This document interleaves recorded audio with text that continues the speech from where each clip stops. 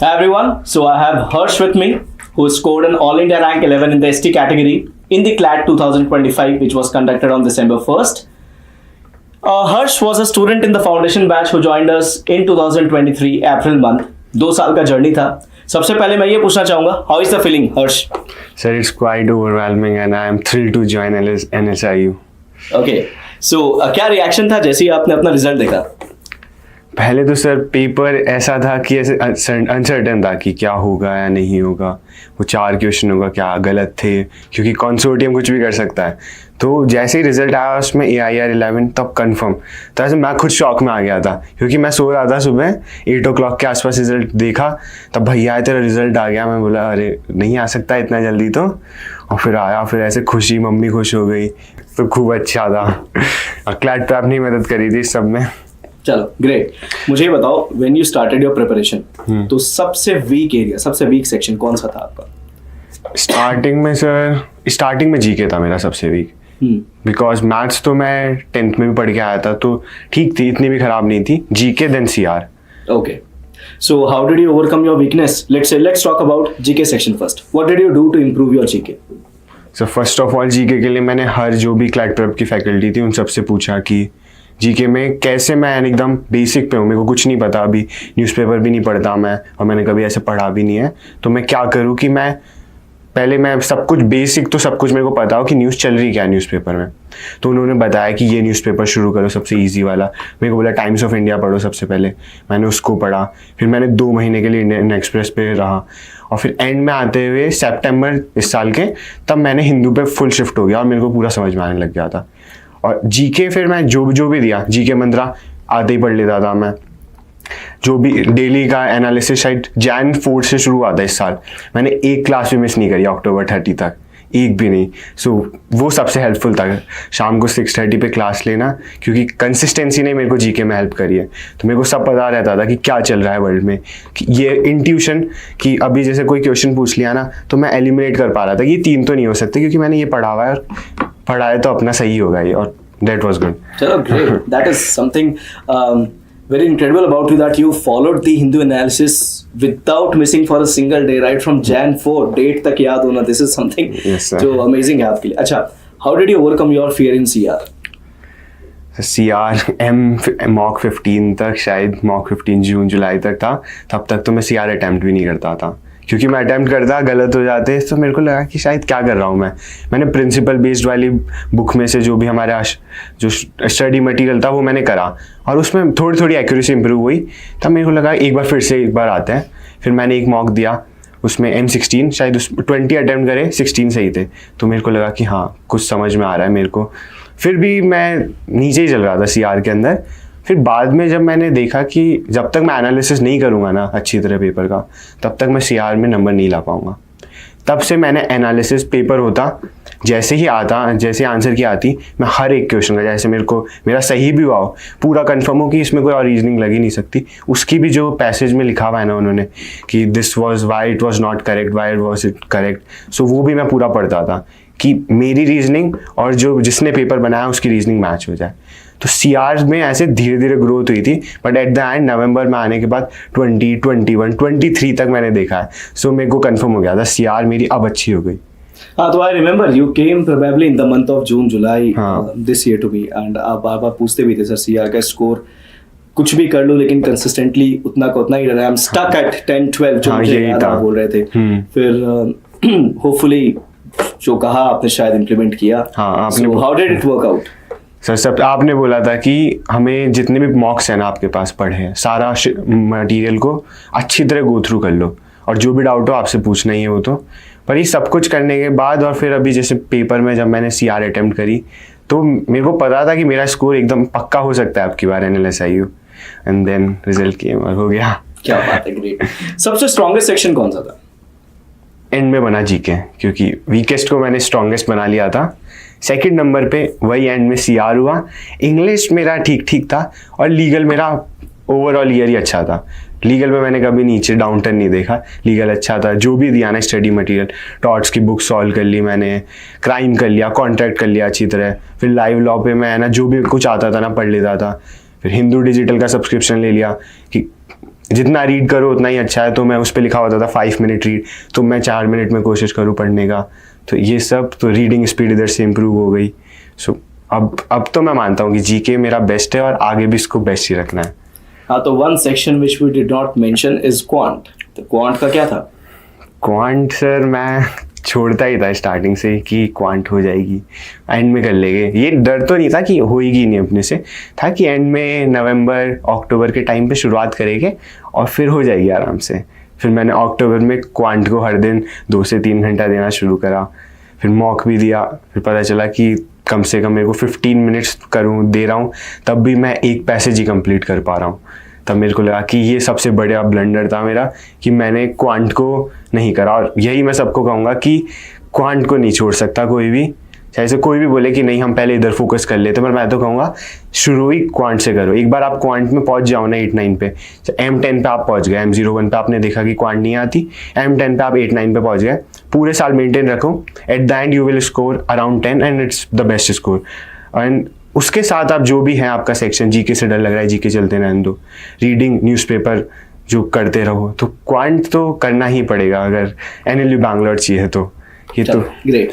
So the very one thing which is very very required to score good is what people say, what we say is analysis of the mocks. yes sir. And then let's talk about your order of preference कि आप mocks में usually क्या order of preference रखते थे, आपने CLAT exam में क्या order of preference रखा, and how did the analysis of the mocks help you? Sir order of mock change होता रहा था ओवर टाइम की, कभी मैंने पहले जीके कर ली, कभी लीगल कर ली, CRR भी कभी कभार करी है मैंने, मैथ्स तो एंड में लगता था। फिर जैसे जैसे मैं ऑनलाइन आया, जो भी टॉपर्स थे उनके मैंने इंटरव्यूज़ देखे, उन्होंने यही बोला कि जो भी आपको सेक्शन सबसे ईजी लगता है, जिससे आप मोटिवेट हो, उसको सबसे पहले रखो। तो एंड में जैसे ही मैं आया ना M30 के आसपास, तो मैं जीके सबसे पहले रखने लग गया था, क्योंकि मैं आराम से 20 तो स्कोर कर रहा था, एवरेज हो गया था वो तो। फिर बाद में देखा कि जीके तो कभी भी कर सकता हूँ मैं, अभी इंग्लिश भी अच्छा हो रहा है अपना। तो एंड में जब लास्ट के मैंने 5 मॉक्स में सबसे पहले इंग्लिश करता था, जीके, लीगल, CR, और फिर मैथ्स के लिए मेरे पास अराउंड 15 मिनट्स बचते थे, तो जितना हो सके 15 मिनट्स में तो वो करना। तो ये सेक्शन प्रॉब्लम नहीं करा मेरे, क्योंकि इंग्लिश से कॉन्फिडेंस आ ही जाता है कि अगर आपकी अच्छी होती है तो कि अब हो जाएगा। जीके फिर मेरे को और कॉन्फिडेंस में ला देती थी, और वो कॉन्फिडेंस मेरे को लीगल में हेल्प करता था, क्योंकि मैं ज़्यादा नहीं सोचता था अरे कि पहले ख़राब नहीं हुआ, तो जो पहला आंसर आया मैं टिक करता था, और फिर मेरी लीगल भी अच्छी जाती थी, CR मेरी इंप्रूव हो ही गई थी, आपसे मैंने पूछे थे इतने सारे डाउट्स। तो यही था मेरा ऑर्डर ऑफ सेक्शन। और जिसको भी ऑर्डर फॉलो करना है, जितनी टेस्टिंग कर सकते हो, हर सेक्शन को ऊपर नीचे किधर भी डाल के देखो, और फिर एक आएगा जिसमें सबसे ज़्यादा आपके अटेम्प्ट्स भी हो जाएंगे और सबसे ज़्यादा आप एक्यूरेसी निकाल पाओगे, और वही आपको असली पेपर में करना है। और लास्ट में कभी भी चेंज मत करना, मैंने भी करा था लास्ट के M38 में, मैं अपना सेक्शन चेंज करने की सोच रहा था कि पहले लीगल कर लेता हूँ, जीके टफ आ गई तो लास्ट में कर लेंगे, बट मैंने फिर सर से पूछा, तब मेरे को पता चला कि नहीं, जैसा मैं करता आ रहा हूँ वैसा ही करना चाहिए। बिल्कुल। What role did the newspaper play? Newspaper, sir, it was very important. First of all, in the starting of the year, I was thinking that newspaper को मैं छोड़ दूंगा, कि इतना क्या काम का है, मैं बुक्स रीड कर ही रहा हूँ, इतना मटेरियल, इतने क्वेश्चन सॉल्व कर रहा हूँ। पर फिर आते आते मई आ गया, और मैं न्यूज़पेपर कभी पढ़ता कभी नहीं पढ़ता, और पढ़ने में भी खूब जोर आता था। फिर बाद में ऐसे फिर मई से मैं कभी कभार कि 1 वीक स्ट्रीक हो गई, मैं लिखता था कि आज न्यूज़पेपर पढ़ा, फिर एक दिन 21 डेज स्ट्रीक हुई, तब मेरे को लगा हाँ न्यूज़पेपर पढ़ सकता हूँ। फिर जुलाई में आते ही मैंने डिसाइड कर लिया कि अब नहीं छोड़ सकते, जुलाई के बाद अब तुम टाइम वेस्ट कर रहे हो कि अगर अभी भी न्यूज़पेपर नहीं पढ़ रहे। तो उस दिन से मैंने ठान लिया था कि न्यूज़पेपर हर दिन पढ़ना है, और न्यूज़पेपर नवंबर 10 तक मैंने नहीं छोड़ा कि आज मैं नहीं पढ़ पा रहा न्यूज़पेपर स्कूल की वजह से, अगर आज स्कूल गया हूँ। सो मैं ना 1 वीक तक, एक बार हुआ था कि मैंने 1 वीक तक भी न्यूज़पेपर नहीं पढ़े थे, तो उसके अगले दिन मैंने वो जितने भी 7 डेज़ के न्यूज़पेपर थे सबको फुल स्पीड में पूरा रीड करा था, क्योंकि बाद में ऐसे भूख का जैसा हो गया था, न्यूज़पेपर नहीं पढ़ता था ना, तो ऐसे दिन में ही ऐसा लगता था आज तो कुछ करा ही नहीं मैंने। सो न्यूज़पेपर इंपॉर्टेंट है, और न्यूज़पेपर रीडिंग में हेल्प करता है।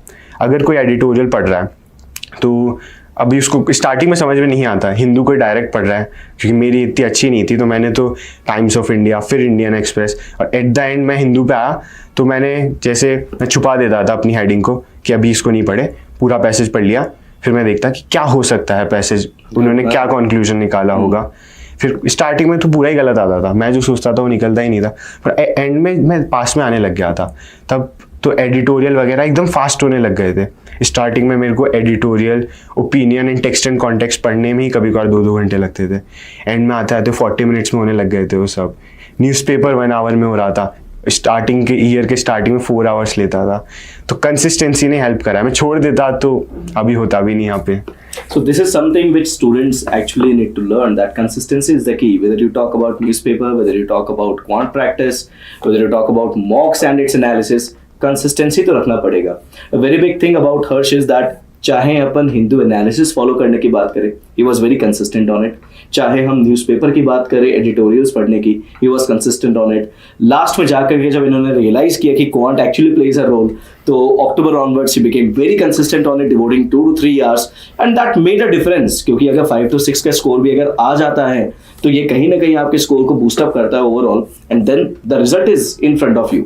The students, please try and learn from him that consistency is the key everywhere.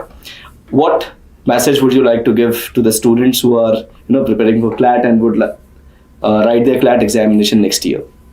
First of all कि इन्फ्लुएंस मत होना अपने दोस्तों से कि कुछ बोलेंगे कि क्लैट तो हो ही जाएगा, नहीं है इतना आसान।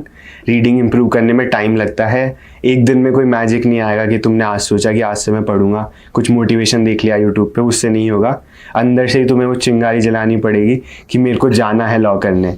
चाहे से कुछ ऐसा देख लो कि तुम्हें मोटिवेशन मिल जाए, कि फादर को देख लो कि तुम्हारे पापा लॉयर जैसे मेरे थे, कि कितनी किक मिलती है अगर तुम्हें ऐसे पढ़ने में मज़ा आता है कि वो लॉ ऐसा भी हो सकता है, जस्टिस लाना है अपने को। ऐसे मैंने तो पिक्चर लगा रखी थी NLU बैंगलोर के सामने कि हर दिन याद रहे कि वहाँ जाना है। क्या बात है, वेरी गुड। हाँ, सो सबसे पहले न्यूज़पेपर रीड करना है, छोड़ नहीं सकते तुम।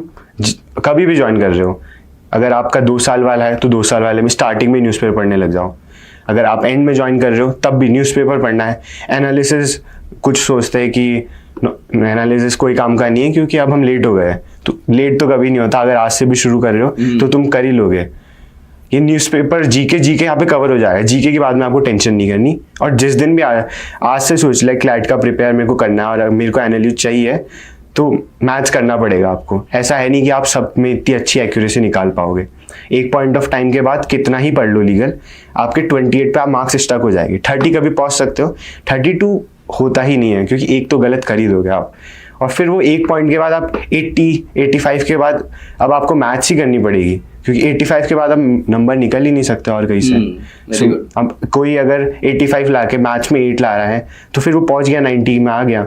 90 के आने के बाद आप सेफ रहते हो कि हाँ मुझे मैथ्स भी आ रही है। तो मैथ्स जीके इंपॉर्टेंट है। और अगर आप न्यूज़पेपर पढ़ रहे हो तो एक अच्छा तरीका होता है एडिटोरियल को, मतलब कितना जितना निचोड़ सकते हो उसको कि ऑथर ने क्या सोचा होगा, अजम्पशन निकालो, इन्फ्रेंस निकालो किसी लाइन को पढ़ के। आप यहाँ से आपका CR कवर हो रहा है। इंग्लिश तो जितना फास्ट रीड कर सको। फास्ट का मतलब ये भी है कि अगर आप कोई वर्ड पे स्ट्रक हो रहे हो उसका मीनिंग देख लो, पर फिर भी अपना स्पीड को मेंटेन रखो। और यहाँ पे आपका इंग्लिश CR कवर हो ही जाता है। लीगल के लिए हर दिन जब भी है ना, हिंदू में तो हमेशा आते ही रहते हैं सर, सुप्रीम कोर्ट के जजमेंट्स आता है कि आज ये जजमेंट हुआ है। न्यूज़पेपर ये भी कवर कर रहा है आपका, न्यूज़पेपर सब कुछ कवर कर देगा। मैथ्स के लिए आपको अलग से करना पड़ेगा, जो ज़्यादातर छोड़ देते हैं और फिर वो मैथ्स ही उनका एंड में बोलते हैं कि अब मैथ्स नहीं हो रही। मेरे साथ भी ये हुआ कि अक्टूबर में आके मैथ्स करी और फिर कितना कि लग रहा इजी है, बट इतनी भी इजी नहीं है कि तुम आखिरी के 2 महीने में तुम 12 मार्क्स ले आओ। सही बात है। So what role did the CLAT Prep Institute in terms of faculty, doubt solving support, the materials played in your journey? So CLAT Prep बोल नहीं सकता इतनी मदद करी है, वो बेस्ट डिसीजन था। सबसे पहले मॉक्स, बेस्ट मॉक्स है आके, क्योंकि अगर कोई मॉक दे रहा है कि एक तो बोलेगा ये मॉक हार्ड है तो हार्ड मॉक से हमारे स्कोर अच्छे आएंगे, पर ऐसा नहीं है। मॉडरेट मॉक्स तो एनालिसिस अच्छी तरह करो, जो सब कुछ क्लैट प्रेप में मिल रहा है। डाउट सॉल्विंग, अगर आपको कभी कभार तो ऐसा होता था मैं डाउट लेके गया सर के पास, किसी के पास, और जो मेरी रीजनिंग थी सर हैंड बोल देंगे तुम यही सोच रहे होगे इसलिए तुम्हारा ये आंसर आ रहा है, तब ऐसा लगता है अरे हाँ। और एकदम अच्छी तरह डाउट सॉल्विंग। डाउट के बाद मैं कोई भी दोस्त पूछता था ना कि यार डाउट कैसा बताया सर ने, मैं बोला इतना अच्छा बताया कि मेरे को पूरा अच्छी तरह समझ में आ गया जो भी मैं सोच रहा था कि क्या क्या पॉसिबल, इसका मैं क्या सोच सकता हूँ, सर वो बता देते थे। सो क्लैट प्रैप ने डाउट सॉल्विंग बेस्ट है, मॉक्स बेस्ट है। मैसेज चलो great. So I wish you all the very best for all your future endeavors. Thank you, You sir. made us proud, and we are really proud of you for the achievement. And this is all from us. Thank you so much for joining us on board. Thank you. you.